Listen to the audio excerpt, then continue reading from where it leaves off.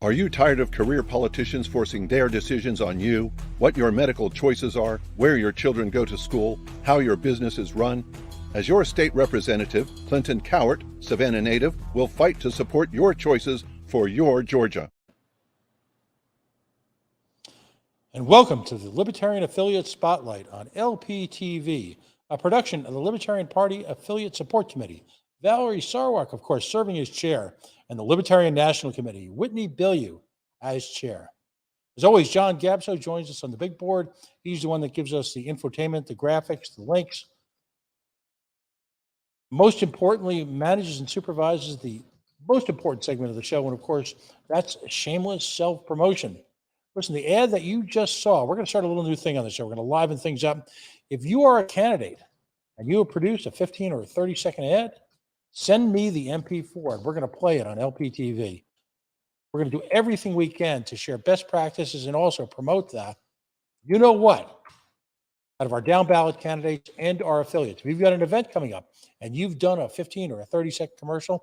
We're going to figure out a way to squeeze it into the production schedule here. You can send it to,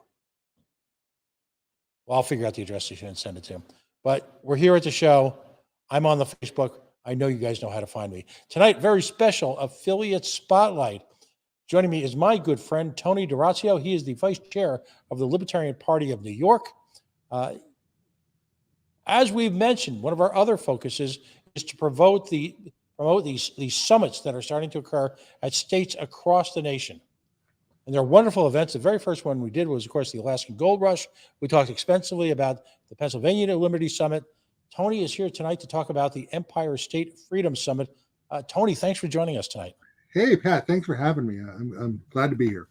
So let's talk about the focus and the purpose. It's a 3-day event. It's going to be effectively the Woodstock of the 21st century for New York. That's what I've heard. The Woodstock of the 21st century. I think you're underselling it a little bit, Pat. Okay. Come on, dial it up a little bit. Come on. All right. So the unpublicized rave that's going to be at 3:00 in the morning at the Collegian Hotel and Suite, I'm not supposed to talk about, right? I've got my MDMA and my glow sticks. I'm all set.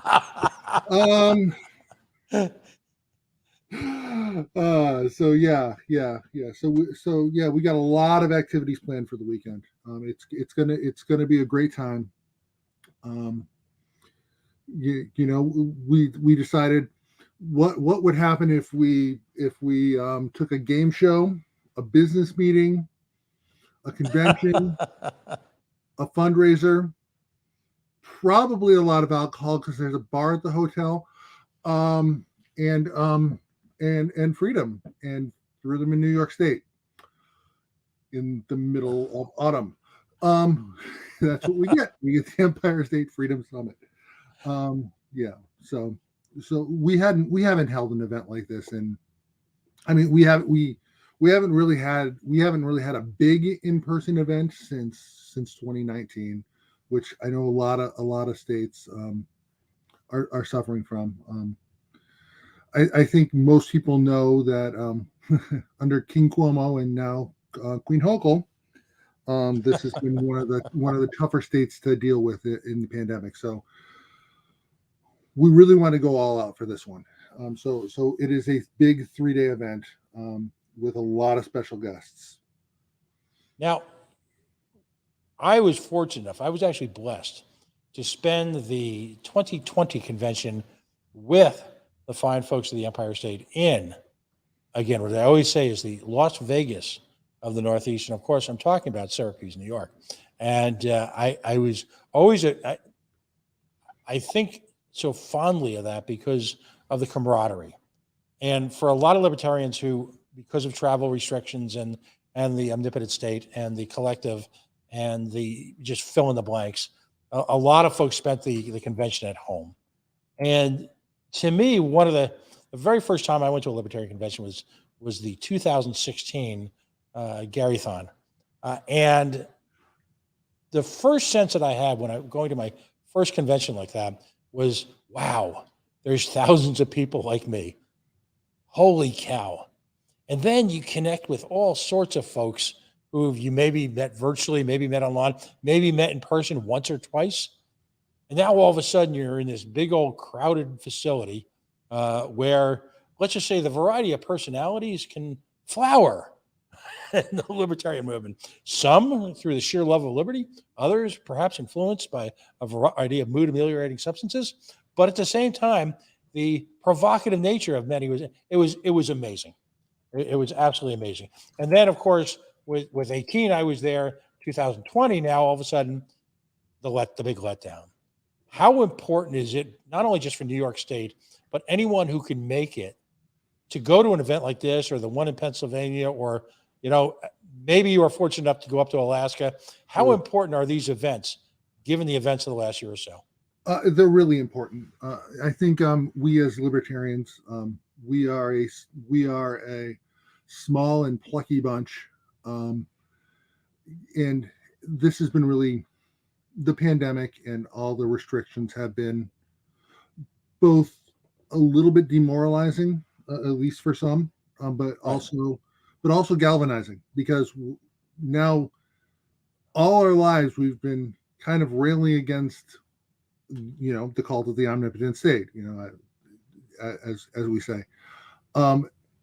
Never in our lives have we seen such violations of our civil liberties, and to see libertarians and, frankly, libertarian adjacent people band together, and not just in one state, but across the country and, frankly, around the world. It's been motivating. It's not only been demotivating, but also motivating. And now we're at a position where we as libertarians can get together in the same room and actually shake each other's hand or give people hugs if that's what we want. Some of us kind of like the not hugging thing, but we have the opportunity to get together and be together and plan together for what's to come, because what is to come is the 2022 election season. And in New York, that is a big deal. That is a ballot access race. It's our gubernatorial race. I know we aren't alone in that. There are several states where they're also having ballot access races and ballot access fights. And the way that we mobilize, the way that we plan, the way that we motivate each other, the way that we motivate ourselves is to get together. How many of you have gone to one of these gigantic meetings and come out of there so fired up that you just thought you could take down the world? I know I do when I come out of almost every libertarian meeting. Absolutely. Yeah, absolutely.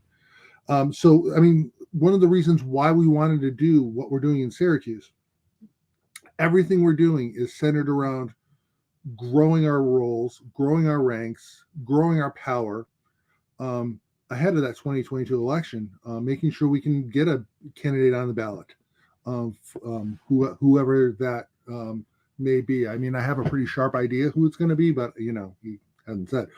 You see what I did there? No, it's pretty tricky. Pretty tricky. I was subtle about that. We're going to need resources, be that time, talent, or your fiat currency, which is why we've got this event going. We're starting off on Friday night with something a little more social, something a little more fun. We're gonna have a little family feud going on. It's going to be wow. That's ironic. yeah, that's going to be purely a simulation. Now, I'm just going to ask this. I have to. There will be metal detectors at the door.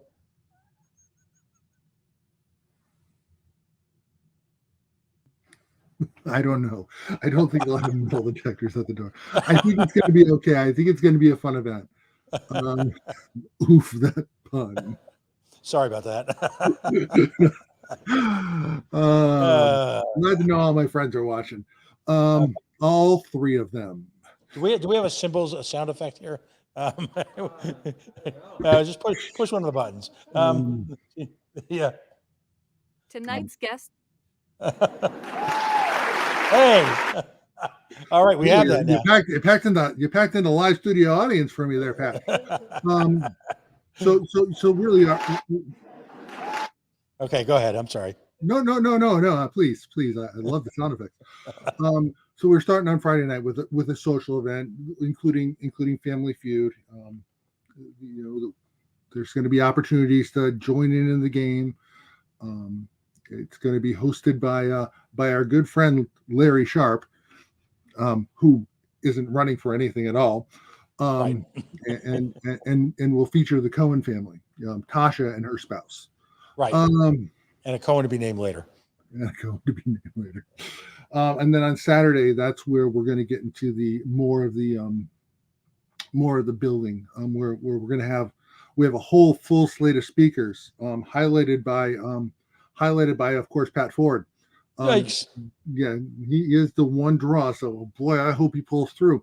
I'm working on the shyness thing. Okay. Just in case. Yeah, I'm also a shrinking violet, Pat. I get it. Yeah. Just in case that falls through, we've also got Spike Cohen, Larry Sharp, Scott Horton. Got a whole list of speakers. Wow. All day. It is a great list of speakers. It is an embarrassment of speaker riches. It really is. I had the opportunity to interview Scott Horton, actually one prominent time, and it was an amazing event because it wasn't just an interview; it was an event.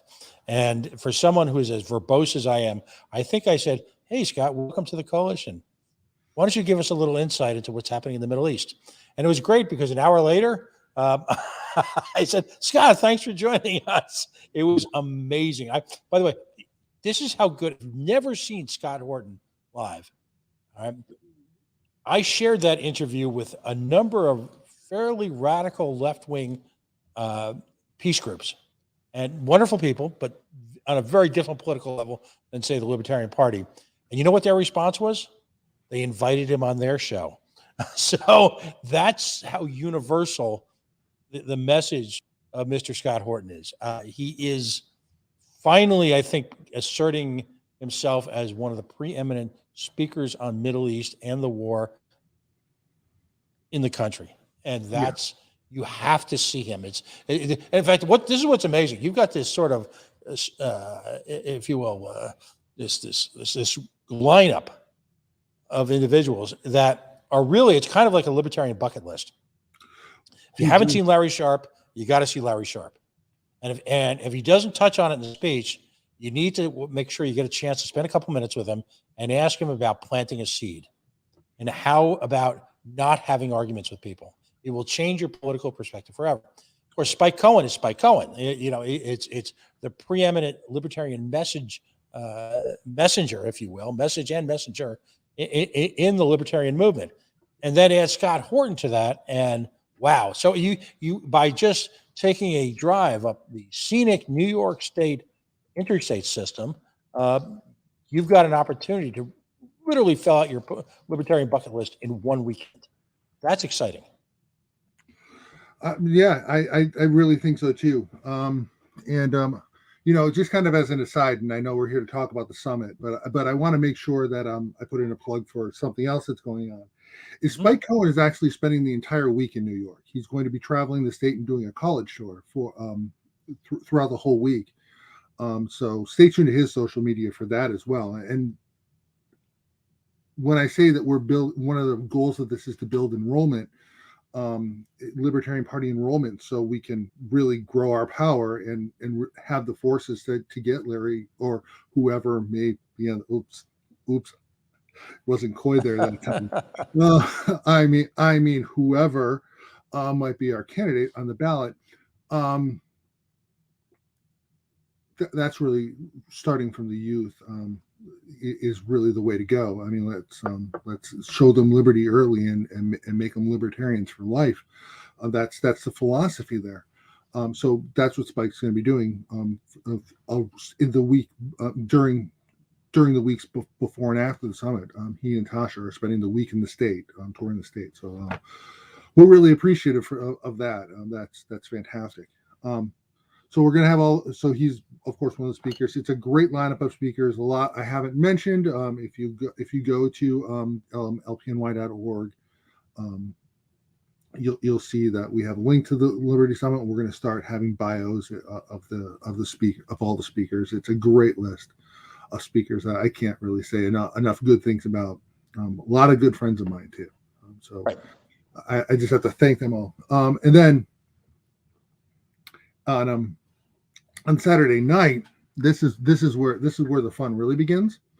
We are having a fundraiser on Saturday night at a nearby facility in Syracuse, owned by a libertarian, run by a libertarian, a different libertarian, called the Rail Line, and we're calling it Scofflaws Off the Rails. It is a speakeasy fundraiser. That's right. Nice. We are doing a Roaring 20s themed fundraiser. So bring out your flapper dresses, or I don't know, your Tommy guns. You need me to bring out my flapper dress? Okay. Yes, For you, Tony? You know, Pat. Yes, that's what I want to see. And by the way, price of admission right there, right there. And by the way, I think it was day 2 of the convention was at the satellite New York State Convention. Actually at the rail line. Yeah, you've been to the facility. Yeah, yep, great joint. It is a great facility, and they are. There's a lot of surprises coming. Perhaps Spike and I should have another illegal salsa party coming to Syracuse. I hope so. They are definitely our special guests for that fundraiser that night. So we encourage everybody to come on out and please come out. And then on Sunday, there are 17 people. Yeah. Tom would be one of those 3 friends. By the way, I count him among the 3, and he knows that.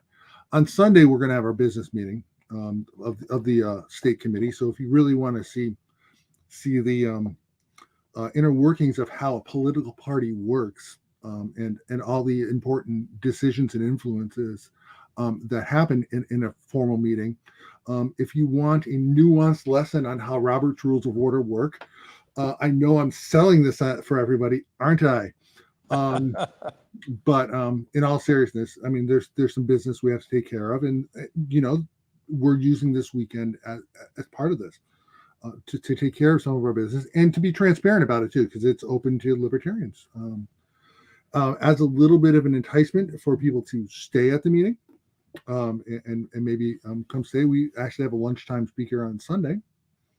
Karen Ann Harlos will be our lunchtime speaker on Sunday, which is great. She actually acted as our parliamentarian in our organization meeting when we became a real party recognized by the state.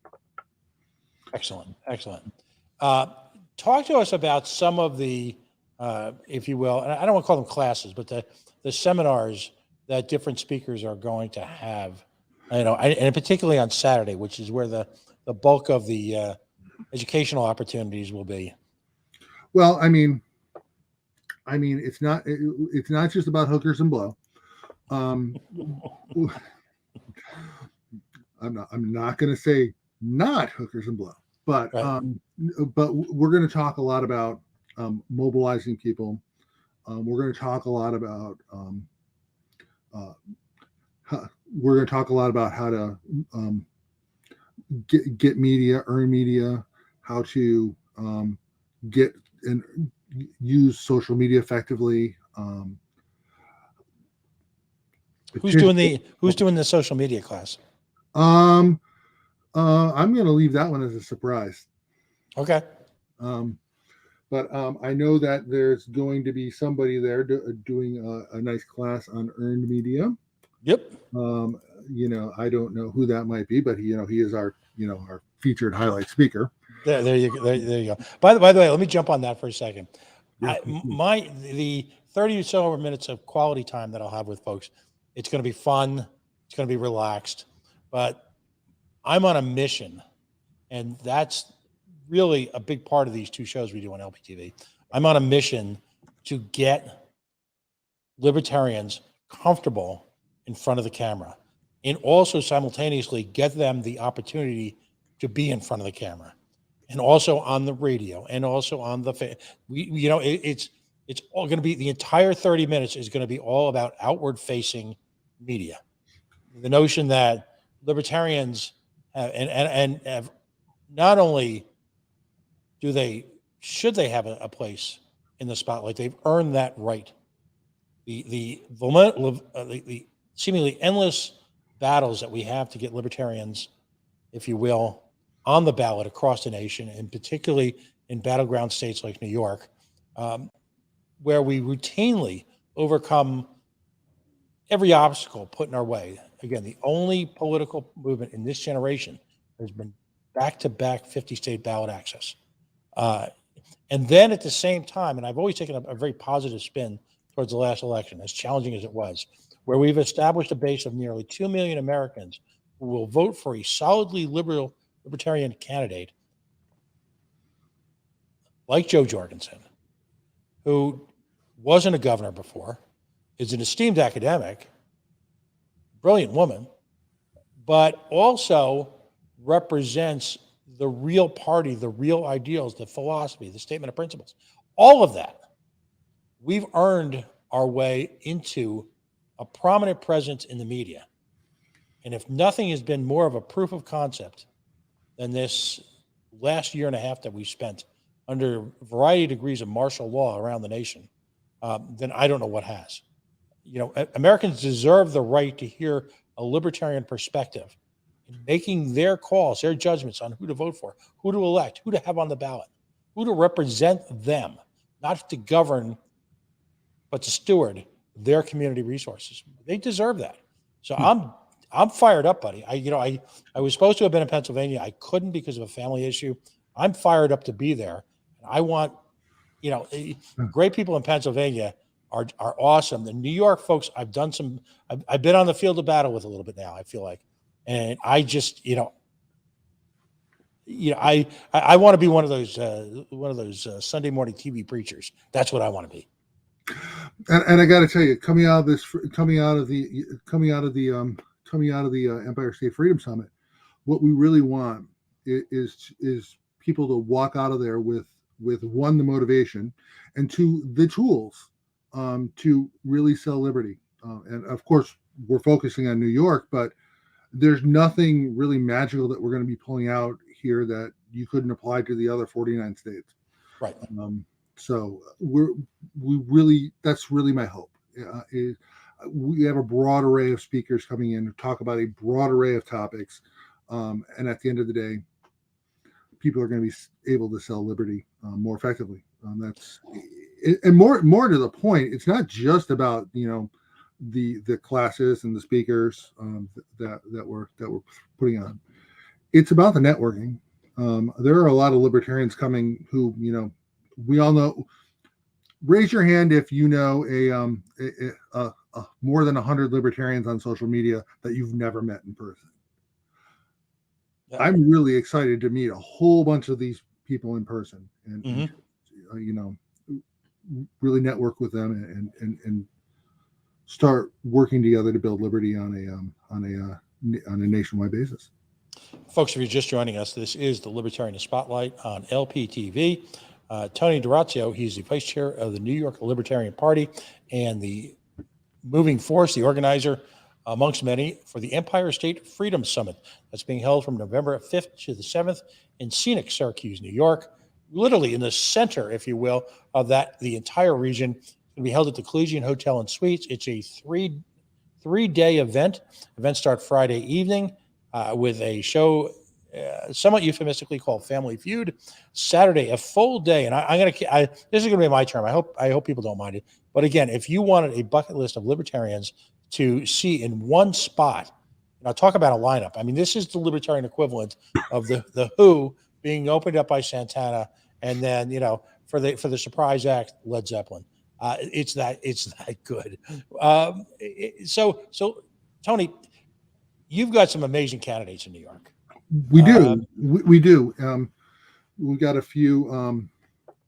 We got a few candidates here in 2021. I mean, it's really a state, not a state year, but really a local candidate year. We've got them running in pockets throughout the state. We've got a couple running in New York City. Of course, Stacey Pressman running for mayor. We've got several people. Suraj Jaswal is running for city council in Queens. He's running a great race. We've got Dwayne Whitmer, you know, who is a legend in the LPNY, running for Erie County Comptroller. We love the guy. We love our candidates. Next year, we've already had a couple of candidates declare. We're assuming a couple of other candidates are going to declare. I know at least one of them is going to be tabling at our summit. Thomas Queter is running for Senate. He was just on a couple of weeks ago. Yeah, kind of a segment. It was his announcement swing, if you will. And I know Larry Sharp was out there, doing the door-to-door, knocking doors and knocking heads and banging it through his part of the state. And Thomas, of course, is an astonishing candidate, a liberty warrior. Most of folks know the story of Tom, but someone else you want to meet him. Tom, that's if you were going to have appointment tabling, that would actually be it. Tom Queter runs better than New York government. Yep. Even with his upside down feet. I'll get you with that one. And I'm hoping, I don't know, I know that the firearms laws are highly restrictive in the Empire State, which is obviously one of the reasons why we're so inspired to go up there. But my understanding, I've seen pictures of it. I would love to see a custom-made piece, if you will, that was presented to Mr. Queter during the last election, which is in itself quite provocative. It's when I say he's a warrior, he's a well-armed warrior, from my understanding. Oh, yes, he is. Yes, he is. He is. I can't say enough great things about our candidates. I really can't. We've had like I said, we've had several candidates who have expressed intent or otherwise just flat out declared that they're running in 2022. And so it's not just the he who shall not be named who is going to be our gubernatorial candidate who we're supporting here. We're supporting all of these candidates. We're supporting congressional candidates. There is a U.S. Senate race. Chuck Schumer is up for re-election in 2022. More Chuck for your buck. I know, right? And by the way, this is important. Every libertarian in America should understand that Chuck Schumer is a personal affront to the libertarian movement. Now, why do I say that as opposed to every other candidate of his ilk?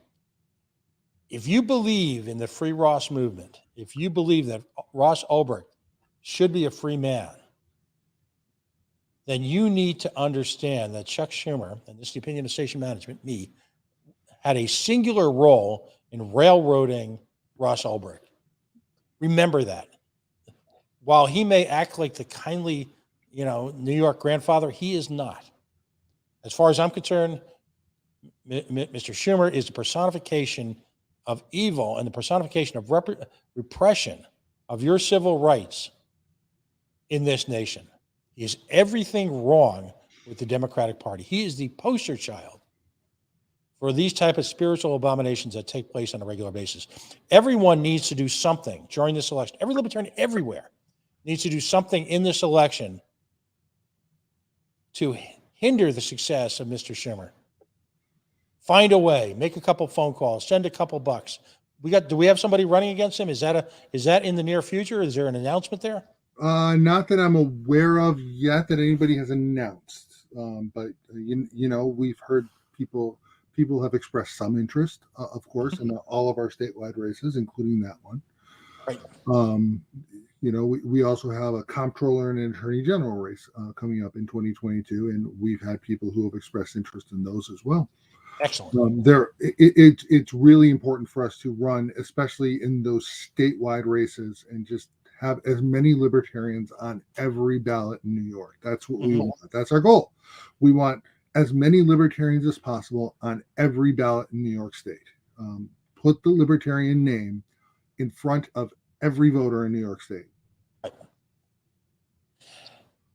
Speak to, if you will, also the ballot challenges that are facing right now? Where do we stand with lawsuits, litigation, petitioning, the challenges of petitioning? I know these are tough issues. These are But- tough issues.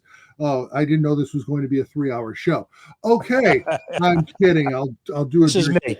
I'll do it very quickly. So, when Larry Sharp ran in 2018, Mhm. I can say that because he historically ran, not that he's a potential future candidate. Right. There were rules on ballot access. The only ballot access race was the gubernatorial race. And we earned our ballot access for the first time in our 50-year history. It was fantastic, and it's great. And we had automatic ballot access in 2019, and we got libertarians elected. We won a lot of elections.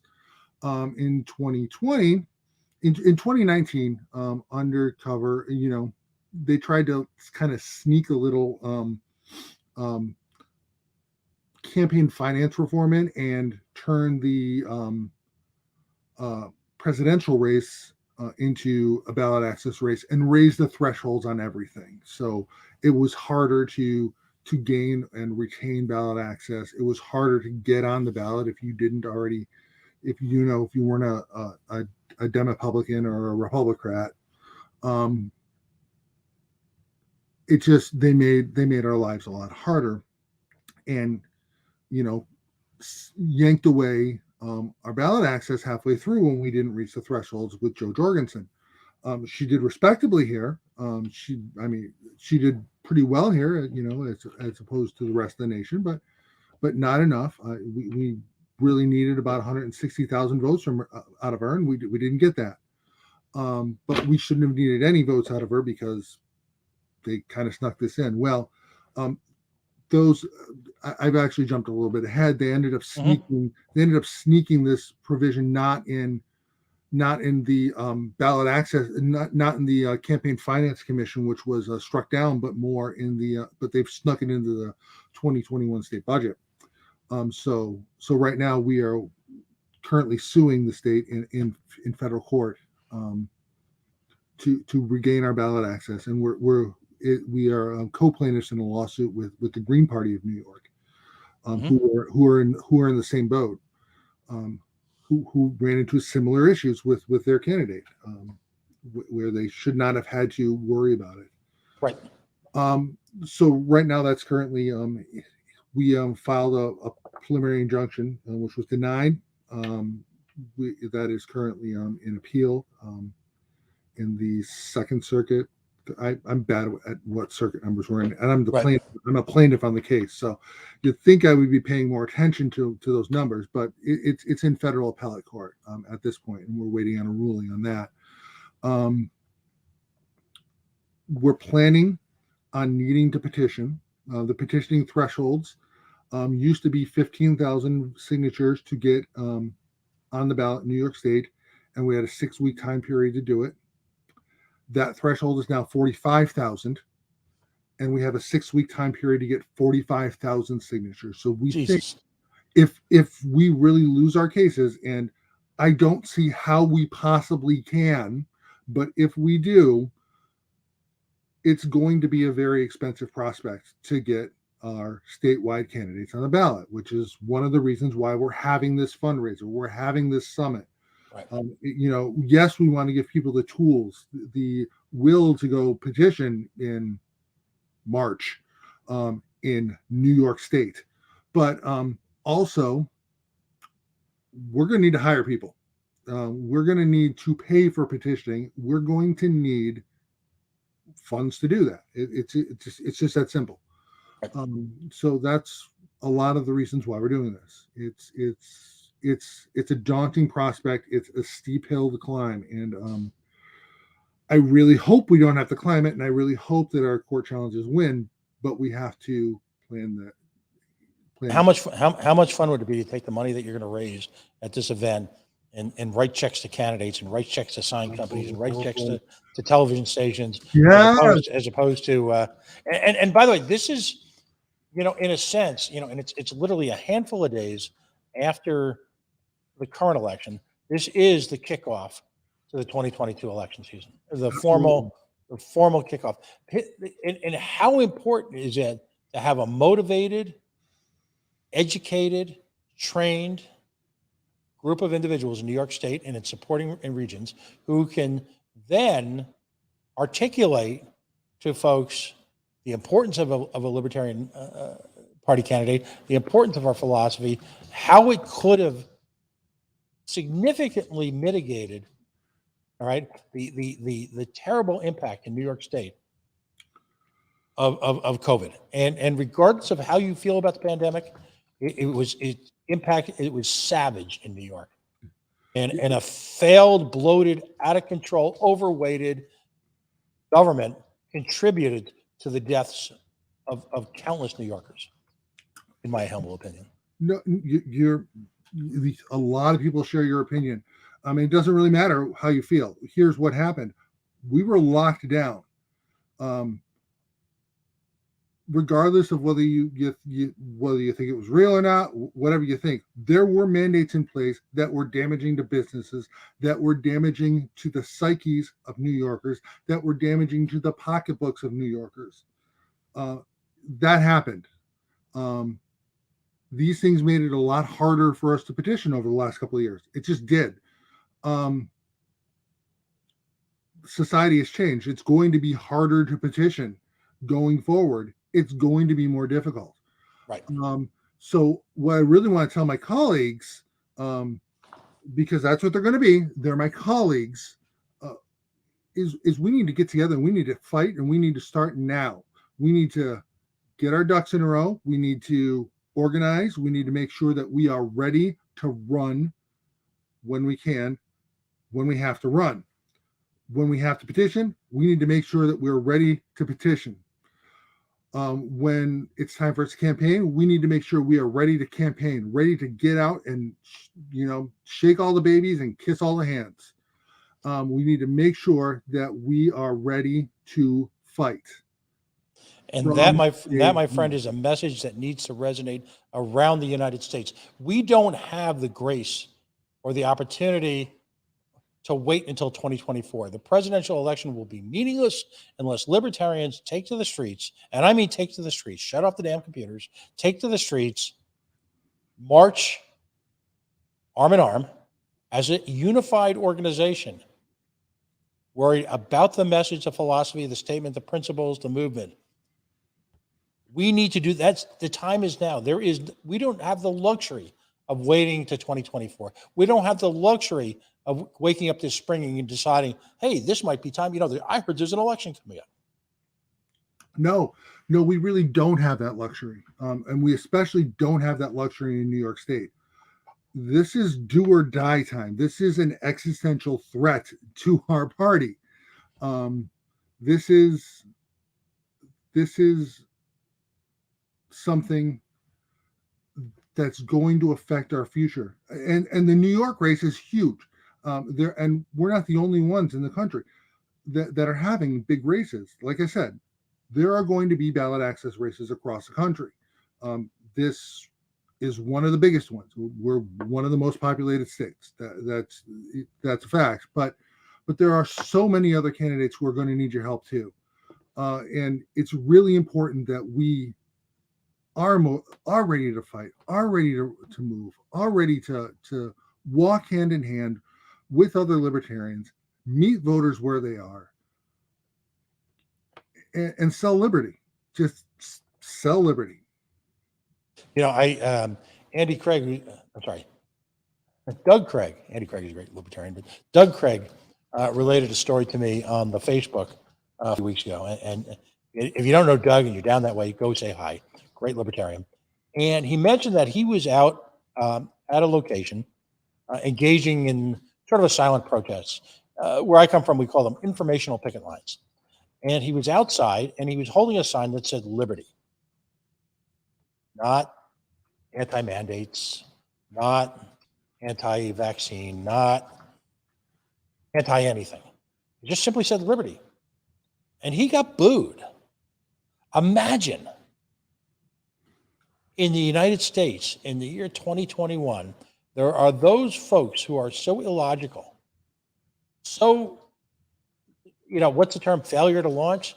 So unable to understand basic concepts of, and when I say man, the greater man, a philosophy of our place in the universe, that we fail to support liberty, that we would rather willingly hand ourselves over to the omnipotent state, to a government that is so thoroughly out of control that they can't decide when bodily autonomy is good and when all of a sudden it represents a threat to our way of life.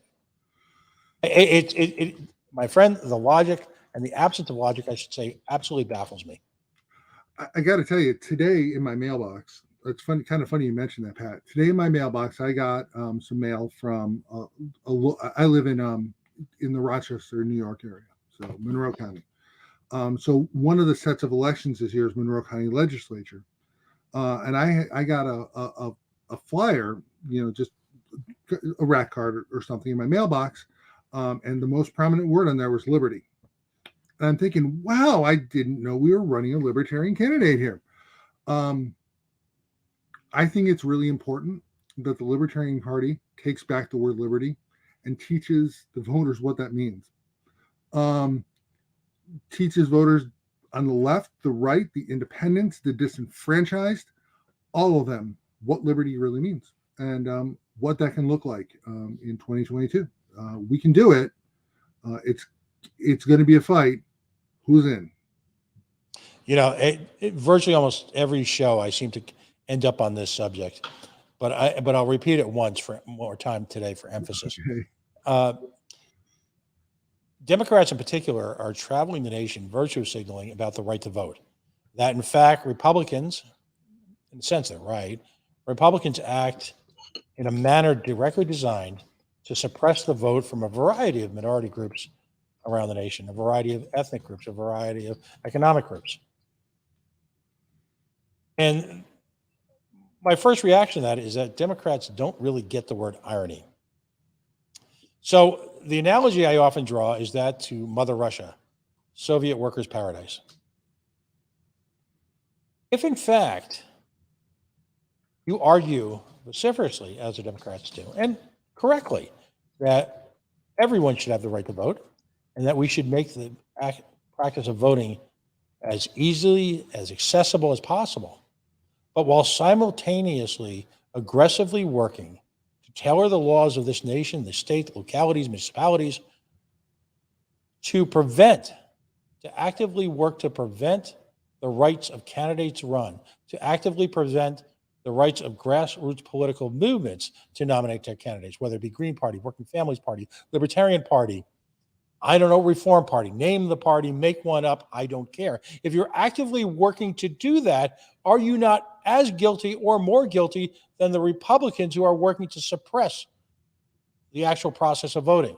Is there any difference? Are we any different from Soviet workers' paradise if we actively promote voting but refuse people choices? Are we going to end up being one of these states where 100% of the people vote, just you don't get to vote for who you want to?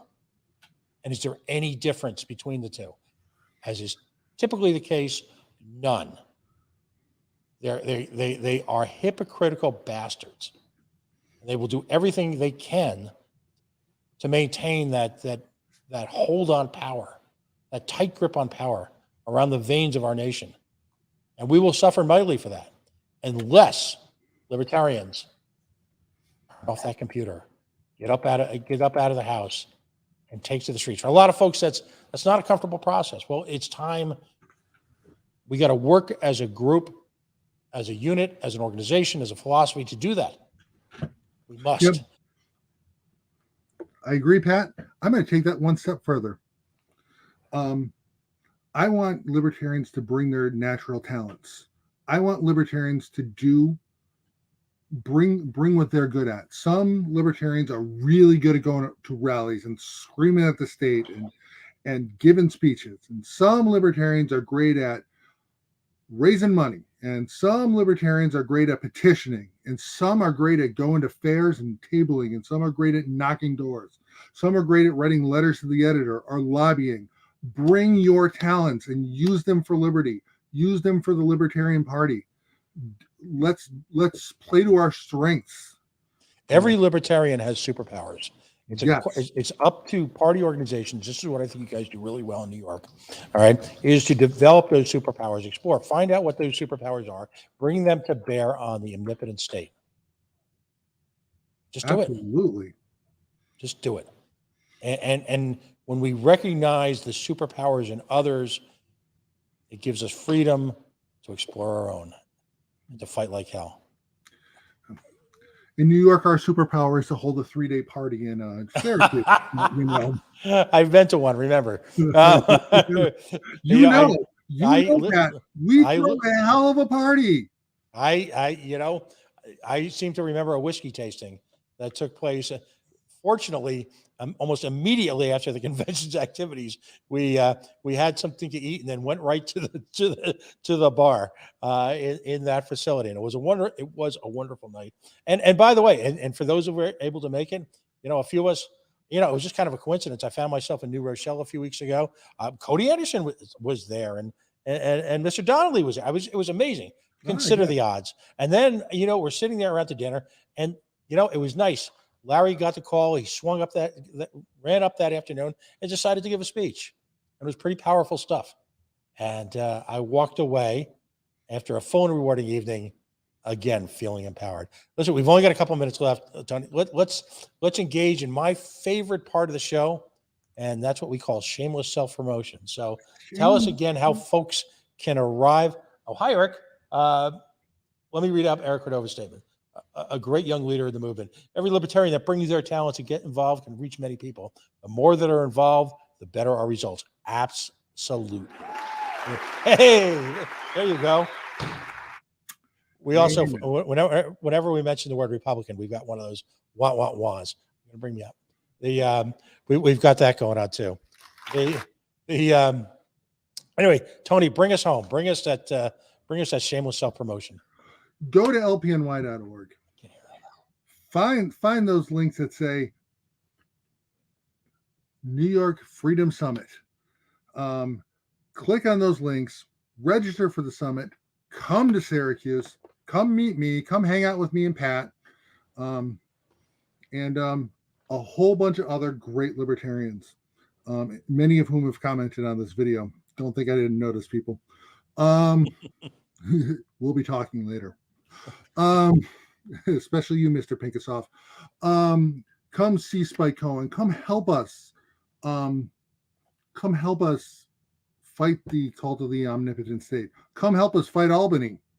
Or come from another state and fight your own state capital. Get the tools. We'll give you the tools. We'll take your money. But we're going to give you also we're going to give you a hell of a good time. There you go. A little bit of housekeeping here. Again, folks, if you're a candidate for 21 or 22, obviously for the next couple of weeks, we're going to prioritize 2021 candidates. If you're a candidate and you've done a 30-second commercial, and it can be pretty simple. We're going to play it here on the air on Mondays and Friday nights throughout the year. We want to give you a chance to show off your, if you will, your advertising skills. And again, it can be very straightforward. We had on the show a few weeks ago, and we'll play his on Friday night, Juan Ayala. He's running to be an alderman, if I got that right, in his town. And he did a very effective 30-second commercial. It was basically a very simple, straightforward fundraising appeal. And he managed to nail it because he talked about need, and he talked about needs fulfillment. And then he asked for a few bucks, not a lot of money. It was a very polite ask, but he made the connection between the needs fulfillment, and why he needed your financial support to do that. I encourage candidates to explore that. You need to ask for money. You need to get people to donate, not only for the obvious reasons, but for the investment that they then make in your candidacy and the connection that they will have forever. So that's why we want to focus on those and feature those. And we want to have it from candidates around the country. So you can send them to p4@coalitionradio.us. I'll think of something more memorable, or you can find me on the Facebook and send them by private message that way. Whatever works, just get the stuff to me so I can share it. Friday night, we're going to have a couple of candidates on, and we'll tease that during the week. And we're going to go, it's full tilt. starting now. You see, on our shows on Monday and Friday nights, essentially the campaign season begins tonight. Not just 2021, but 2022. Please join us. Let us work with you. Let us help us promote your candidacy. Folks, you've been listening to the Libertarian Affiliate Spotlight on LPTV, Libertarian Party Television, a production of the Libertarian Party Affiliate Support Committee. Valerie Sarwak serving as chair. And of course, the Libertarian National Committee, Whitney Bilyeu serving as chair. Again, a big thanks to John Gabso joining us on the big board tonight. Ran from his daytime employment. I believe I'm starting to hear the law enforcement sirens now, an hour later. Managed to make it down here. I am eternally grateful for his contribution. It's his job to put up the fun, the graphics, the websites, all that stuff. My name is Pat Ford. I am proud and humbled to have this opportunity now, going on a year and a half, to talk to all of you a couple of times a week about the libertarian movement. Folks, have a wonderful week. There's programming every night on LPTV. A lot of great stuff. Tune in when and whenever you can. All of this continues to reside on our YouTube channel and the LPTV and the LP Facebook page. So feel free to dial back and catch some snippets of candidates who've joined us before. And of course, stay tuned for the candidates who will join us in the upcoming weeks. Have a wonderful week. We'll see you soon. Are you tired of career politicians forcing their decisions on you, what your medical choices are, where your children go to school, how your business is run? As your state representative, Clinton Cowart, Savannah native, will fight to support your choices for your Georgia.